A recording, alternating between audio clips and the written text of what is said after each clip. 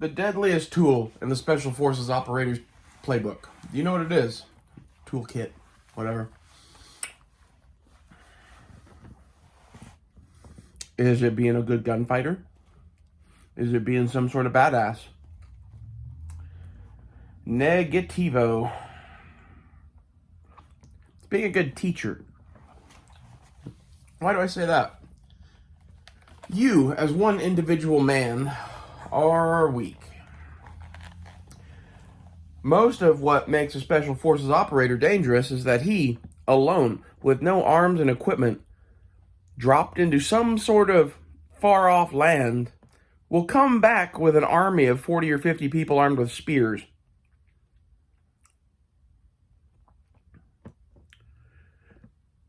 This is what makes the difference. This is why they have to be trained to such a high level, is because it's not, oh, they need to be the badass or whatever. They need to be really, really good at this shit, so they're really good at teaching it. And like those things don't always go together. But generally speaking, you won't ever be a good teacher at something if you don't know how to do it in the first place to a level of mastery.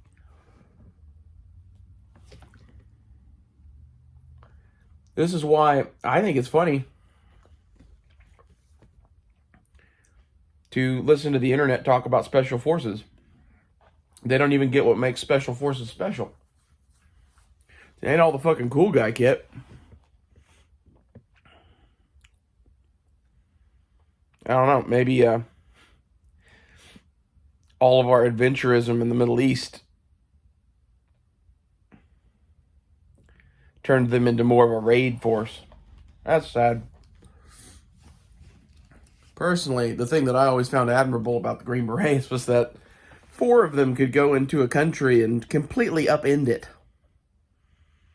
without ever even telling anyone that they were there.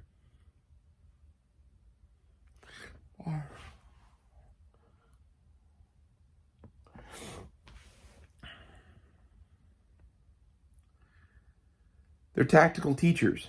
And like this is the thing that like everybody thinks the Green Berets are badass or whatever, and they try to be like them. And they try to be like them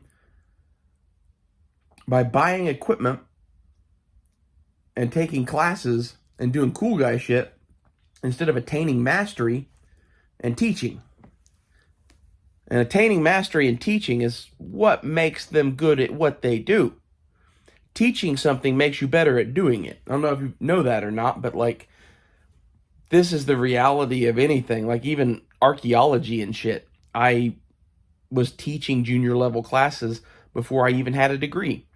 Why? Because it helps you to learn the shit to teach it. And if you're teaching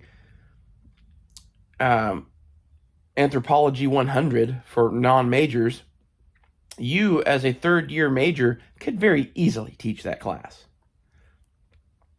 And again, this is having mastery over it. It's that you just know this shit. It's not that like, oh, I have to go look it up in a book and I know where the book is. It's you right now. What is the optimal 0 for an M16? You know, that kind of shit or whatever. Like a bunch of base infantry skills.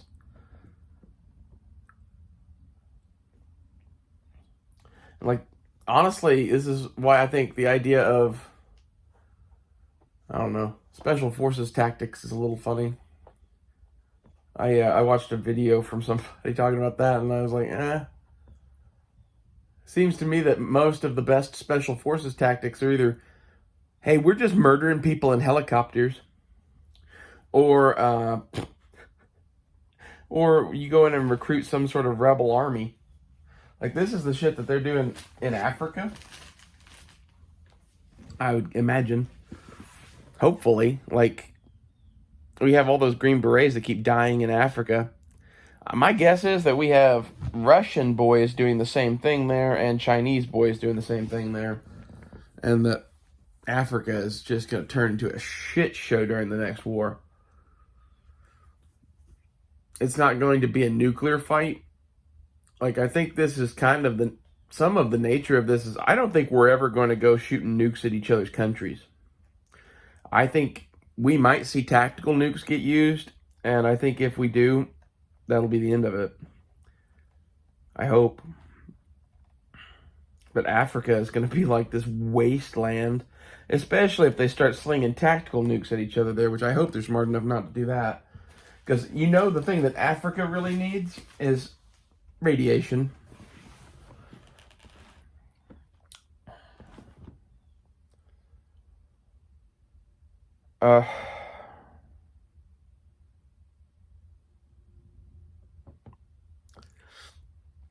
The other thing that makes a difference between special forces people and regular people is that they don't stop because they're all fucking psychos.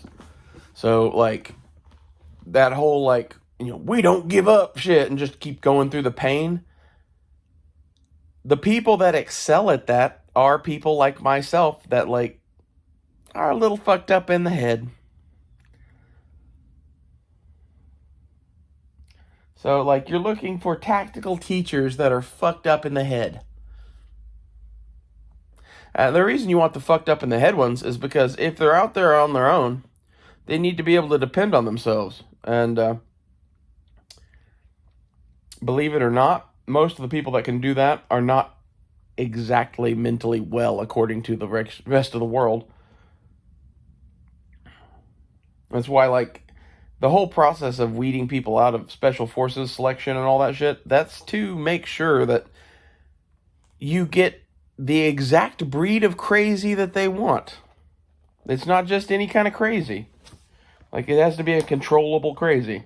It's an interesting mix. Like, this is the shit that I would have you study, because as one individual person in the battle space, the best thing that you could do is show up with more people.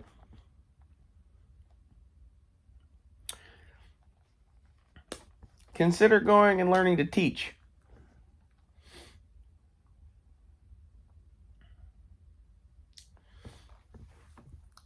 I don't think I'm a very good teacher most of the time. I guess I'm very much in the Socratic method in that I give you tidbits and then shove you into the darkness and let you wander for a bit and try to figure it out on your own. Then I feed you more tidbits. And then I shove you back out into the darkness. Because, like, in reality, anything I have to teach you is, like, entirely too much information for any one person to process all at once. And it's one of those things, like, if I get someone that is on my level of fucked up in the head, I can info dump to that person. But most people aren't like that. And a lot of the stuff that you would teach somebody for this sort of shit is hands-on. And, added into the shit that makes Green Berets dangerous is all of the Boy Scout shit. It's super fucking badass to be able to go and shoot people in the head when you have the entire U.S. military behind you. Okay, now that's stripped away. What do you got? You got 4 grenades, 20 mags, and a knife. Well, how long are those grenades and mags going to last? Hell of a lot longer if you start doing other shit now. Other shit would be like punji pits and spike traps and deadfalls. And I got obsessed with wilderness survival and trap making because of the movie Predator. And, like, all of the skills that you learn in that are 100% attributable to the Boy Scout shit, at least. And that's, like, just one skill of 1,000 that, like, might be good to go learn. How to start a fire with nothing, or with flint and steel, or with just a rock and your knife. That might be handy too, but it's not that important, really. How to start a fire in general and how to use a ferro rod would be my top priorities. Past that, bow drill. I think bow drill is a thing that, like, you always have boots on, therefore you always have a lace that you could use to make a bow drill. If you want a wilderness survival skill to focus on other than trap making, go learn to do a bow drill fire. Also, you have to be extremely physically fit to do a bow drill fire. I don't think I could do one right now. I've done one before. And to be honest, I'm clever enough that I don't think I'd ever need to do a bow drill again.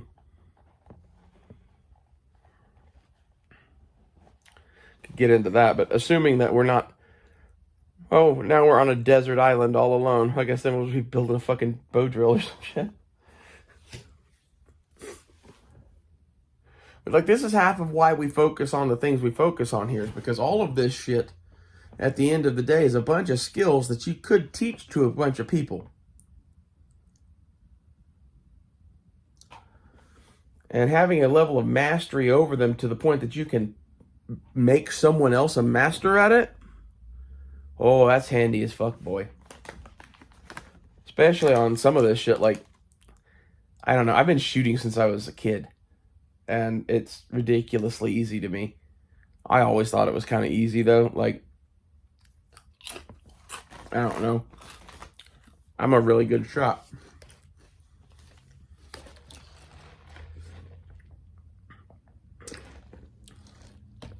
I'm not the best in the world, but cold bore for cold bore, I would be confident going in with anyone, and I would know that there would be a small group of people that are going to beat me. And, you know, I say this because, like, when I was doing the Boy Scout teaching thing, the guy that I got paired up with to do the shooting portion that we did with rifles was a Marine Corps sharpshooter.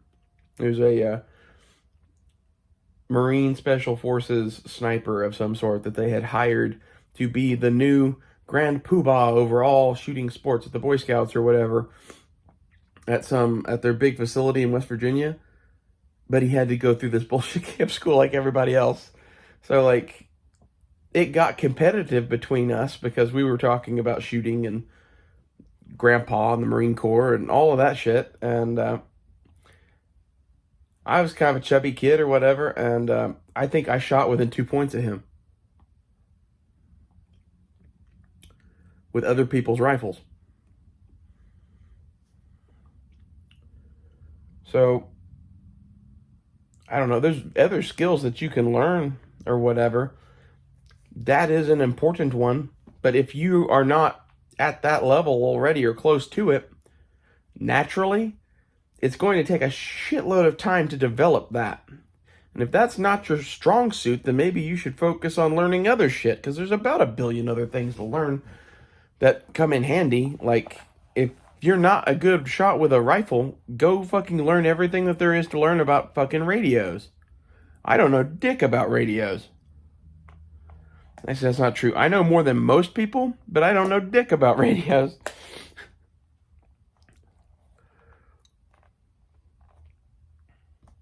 Anyway.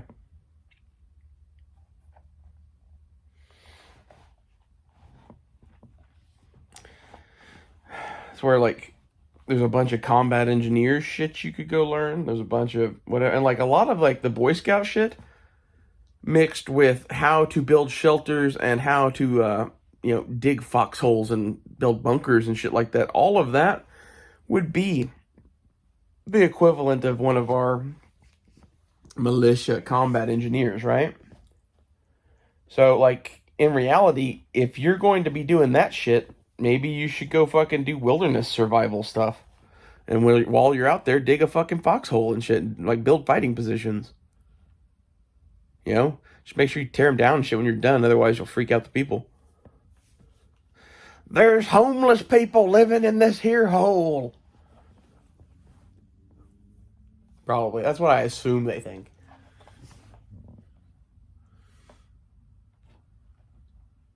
But, like, this is, at the point we're at now, you should specialize. Pick something that you're going to be good at and be good at it. And be good enough at it to teach other people to do it.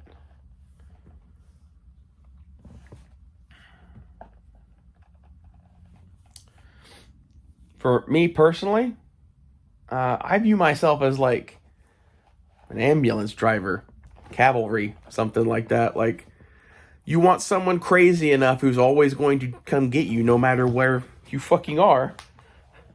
Hi. You know, I'd really like to be a helicopter pilot, but, you know, I don't think anyone with any brains would let me near a helicopter. That's why I'd be one of the best ones ever. Go watch the A-Team and watch their helicopter pilot and know that I didn't really see much wrong with him, really. Like, he's just a good old boy. He didn't mean no harm. He just wanted to break out of that mental hospital and fly them helicopters. Or whatever the fuck it was. It's in the A-Team movie. I don't know about the A-Team TV show. I have seen a bunch of that, but, like, I don't know the origin story of the pilot from the show. I assume it's probably something similar, though.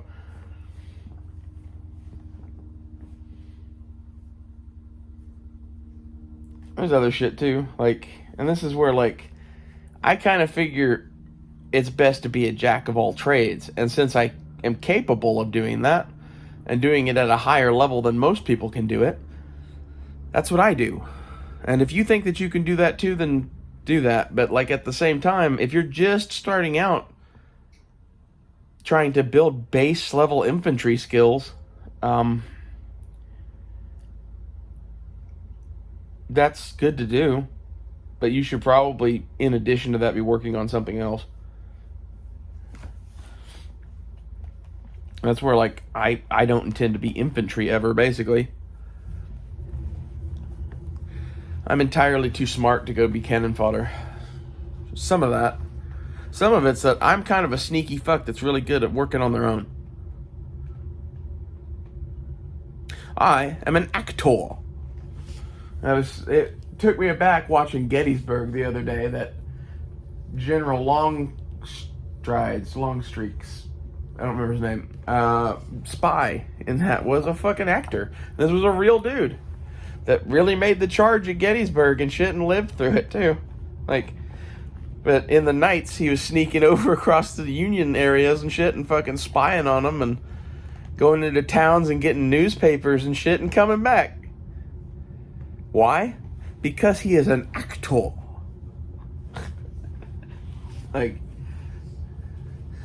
if you're crazy enough to be good at acting, you're crazy enough to fake it to get through fucking Yankee blockades and fucking lines and shit like that as a civilian. So, I guess I'm a spy. I'm a good spy, though. I'm an American spy. It's on MASH. Have you ever seen MASH? I love the episodes with Colonel Flag. Go search Colonel Flag on YouTube and you will have a fun time. Is like the stupidest CIA agent on earth or whatever. Do you know who I am? You're Colonel Flag. Nope, that's wrong. I'm Colonel Flag. How'd you know who I was? I have reports that there are pinko infiltrators at this unit. I'm here to sit in this garbage can and listen to all of the private conversations in that portable latrine until I feel that there are no communists here. Something on that level is awesome. It's okay to be an American spy. That's a line that was said about Colonel Flag, though.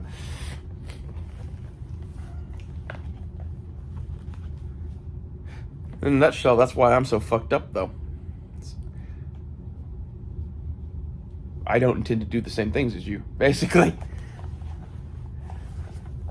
And some of this is like a bit of a peek behind the mask sort of thing.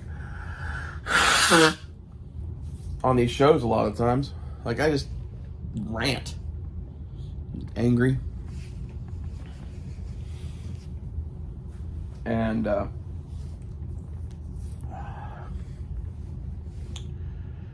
if you ever saw me out in the world or whatever, you'd probably be mystified. How is this the same person that fucking does this show?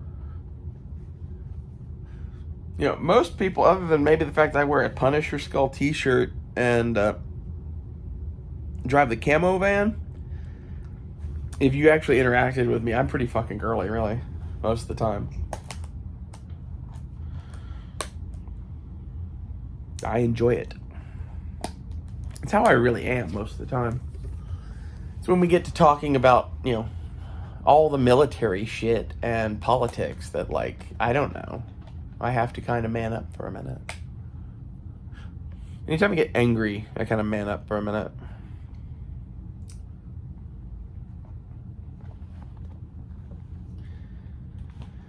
Any hoosers. I don't even know where to take this now.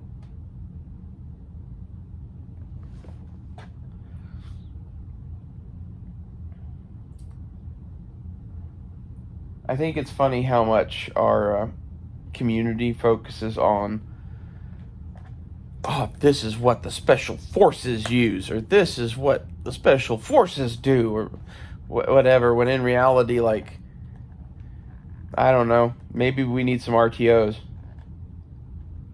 which are radiomen, or maybe we need 100 other things besides, I don't know,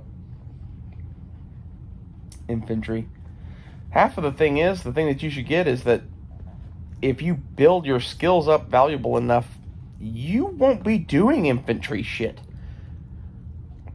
The best thing that you could do to fight is to fucking teach people at that point. And, like, maybe there's some sort of situation where you do have to fight for one reason or another, but, like, think about that. Think about how much more valuable an experienced, trained person at a training depot teaching lessons is compared to one more experienced person on the front line. I know there's a fine balance there or something, but, like, this is the thing that you're going to have to get at some point, is that all of you who are listening are probably the old men. That's what I think. Like, I don't think there's very many young people that talk about this shit on YouTube. I am wrong. But as such, like, you need to fucking have other skills other than just shooting a rifle. Like I was talking about tactical camping. Tactical camping and doing survival shelters and bushcraft shit, those are good hobbies to have. Okay? Urban-wise, like, you could go be a hobo. Be a homeless man. That would actually be good expertise. Be used to, like, living out on the streets and shit, but I don't really see a reason to do that. I don't think there's really much you could do to prepare for fucking urban combat.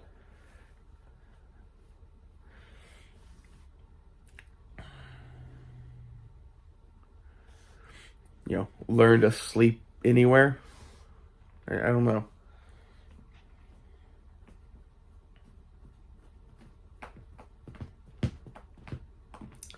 My thing is, the tactical camping skills come in handy even if you are in a city.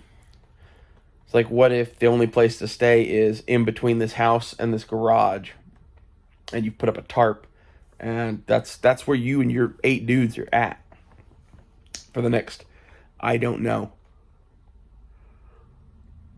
Tactical camping. Oh, and meanwhile, while you're there, you're going to have to teach 800 Filipino villagers to use M1 carbines. We will see you in 6 months. Good luck, Colonel, whatever your name is. Always liked Colonel Kurtz in Apocalypse Now. Because, like, his whole thing in that movie, John Milius' whole thing in that movie was, once you're at the point where you are the special forces operator, and now you're amongst the villagers of Vietnam, you're a god. Think about it. Especially some of those guys, like, were giants. So, like, on top of all of the knowledge and expertise and weapons, they were 2 feet taller than them. It's insanity. It's kind of like, some of those dudes had to go fucking play God like that. I'm sure that was based off of actual stories that he heard.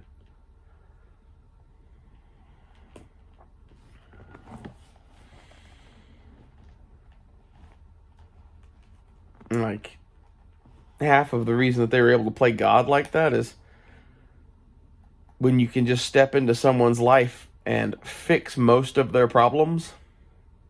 Not all, but most. You know, I can keep your kids from dying, I can keep you from starving to death, and I can arm you to the point no one else can fuck with you.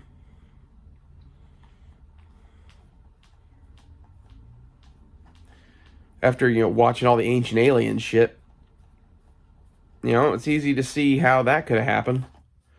Because, like, with our own Green Berets and shit, they already set themselves up as, like, God Kings. And then in World War II, we had a lot of outposts on Pacific Islands that we abandoned that were airstrips. And the air bases were just handing out K rations and shit to the villagers. Because, like, we're charitable. And when they left, like, they would go out and build model airplanes on the fucking runways trying to bring the gods back. They, the preachers had convinced them that their ancestors were flying those big steel birds, and they were bringing them cans of corned beef. And that if they prayed hard enough and built a big enough fucking fake airplane, that they would come back.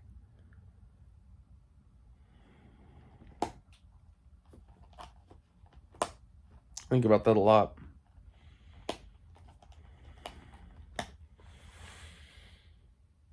It's sort of like Star Trek, the Prime Directive or whatever. Like, it would be, I don't know. I don't think that people would really honor that Prime Directive shit. Although, like, if there is someone out there already with big enough, bad enough fucking weapons, I guess they could just enforce that shit. I don't know. But it seems like at least that used to not be the case. I put it to you, it probably still isn't. They just think it's better to deal with our governments instead of dealing with all the people. They've advanced us to a point where, like, we're easier to deal with that way than as gods.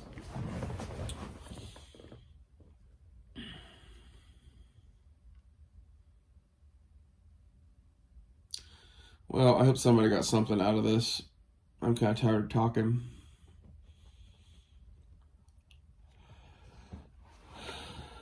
I do think that the idea of being a tactical teacher is interesting. Should look into that. I'll see you guys later.